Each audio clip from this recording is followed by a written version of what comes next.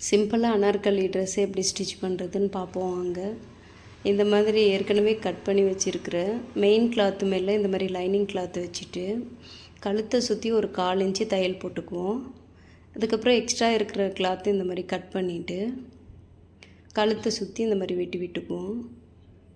அதுக்கப்புறம் அந்த கிளாத்தை அப்படியே திருப்பி படிமான தையல் போட்டுக்குவோம். அப்படியே திருப்பிட்டு அதுக்கு மேலேயே ஒரு தையல் போட்டோம்னா கழுத்து ஃபினிஷிங் நீட்டாக வந்துடுங்க. அதுக்கப்புறம் இந்த மாதிரி லைனிங் துணி மேலேயே ஒரு தையல் போட்டுக்குவோம்.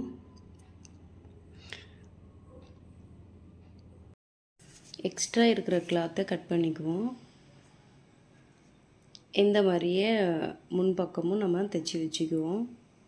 அடுத்து ஸ்லீவ் தைக்கலாம் வாங்க. ஸ்லீவில் பார்டர் கொஞ்சம் அகலமாக இருக்கிறதுனால லைனிங் எடுத்து இந்த பார்டரில் பாதி படுற மாதிரி வச்சு ஒரு 1/4 இன்ச்சு தையல் போட்டுக்குவோம். அதுக்கப்புறம் திருப்பி படிமான தையல் போட்டுக்குவோம். அப்படியே மடித்து அது தையல் மேலேயே ஒரு தையல் போட்டோம்னா பைப்பிங் வச்ச மாதிரி நீட்டாக வந்துடுங்க.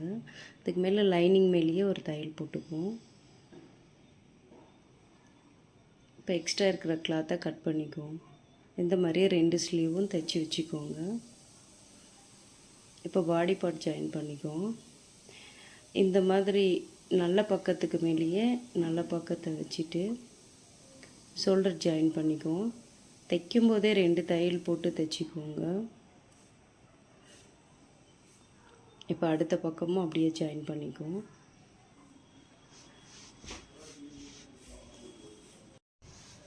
அடுத்து ஸ்லீவ் ஜாயின் பண்ணிக்கோங்க. ஸ்லீவ் நம்ம குடஞ்சி வச்சுருப்போம் இல்லைங்களா, குடஞ்சி அதுக்கு அடையாளமாக நம்ம நாச்சு போட்டிருப்போம். அந்த நாச்சு வந்து ஃப்ரண்ட் சைடு வர்ற மாதிரி வச்சு தையல் போட்டுக்குவோம். இப்போ பாடி பார்ட் ஜாயின் பண்ணிக்குவோம். நான் ஏற்கனவே லைனிங் அட்டாச் பண்ணி வச்சுருக்கேங்க. இந்த மாதிரி ஒரு தையல் போட்டுட்டு 1/4 இன்ச்சில் திருப்பி